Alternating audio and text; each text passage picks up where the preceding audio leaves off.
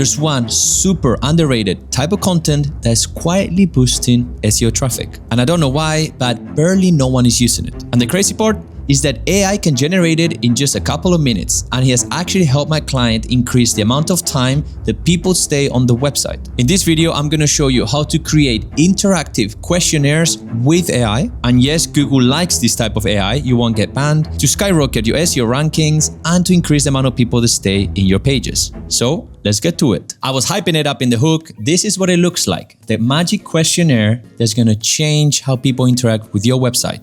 You can see it has some questions and then some answers, and you click one and you get another question. That's what a questionnaire is. And then let's see, no, I don't think so. And there's a solution. Believe it or not, it's actually quite time consuming and quite hard to actually create this yourself using, your own knowledge or mental power.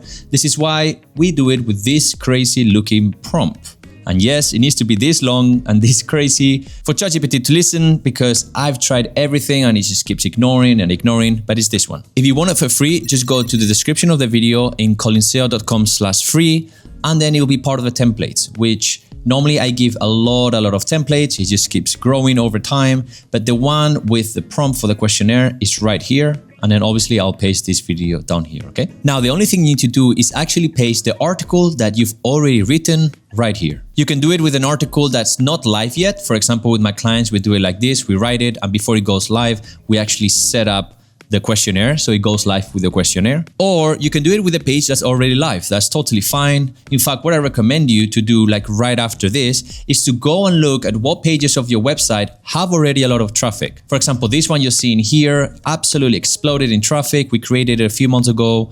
It got 700 clicks in the first month, and now it got over 5,000 per month, just one blog. So obviously this means that if we were to put the questionnaire somewhere, you should put it here, because more people are actually landing there and are gonna interact with it, and you're gonna get more results. So you can see how it looks in ChatGPT. The whole article is pasted there.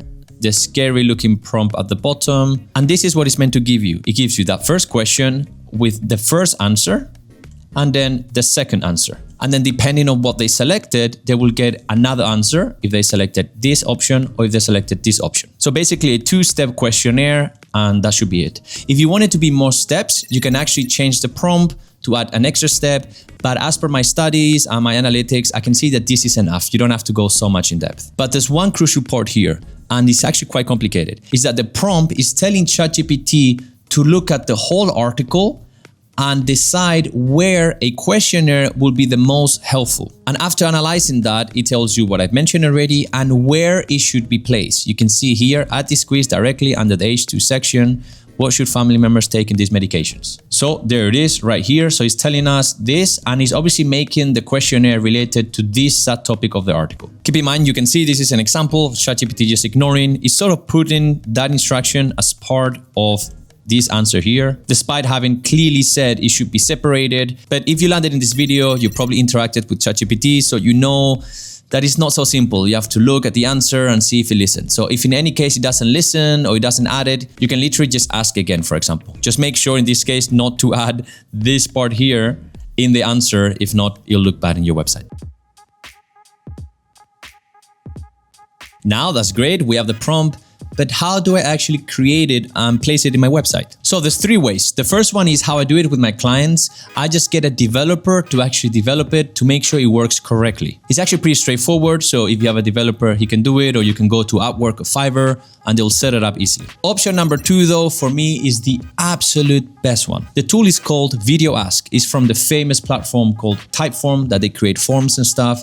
And as you can see, it's basically a questionnaire, but in an interactive video format. You can see I used it here for one of my clients in the past. So you get the video format here, and there's several options that you can easily add. And if you go, for example, here, it will show the next video again with the video answer. So there's some pros and cons here. The cons, let's start with it, is that obviously it's way more time consuming, because instead of copy pasting the AI answer, you have to record a video explaining the answer and the question and do all the versions for the questionnaire. However, it's so engaging, so transparent, and so cool that it will boost times 100 the positive feeling the person gets with your brand, how long they stay in the page, the rankings and everything. I think it's a game changer. And if I was a business owner and had my own website, I would absolutely do that. As you can see, it has helped my client go from under a minute average that people stay on the website, completely transform it to a minute 36 or more. This might not seem like a lot, but this is an average for the whole website.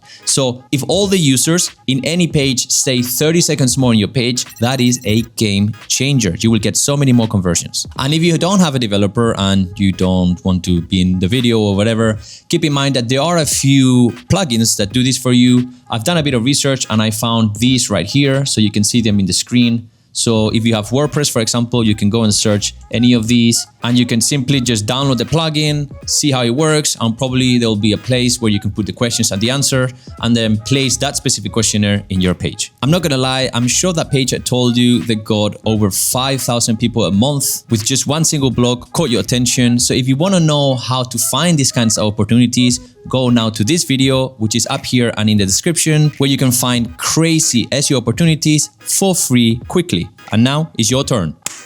Let's go.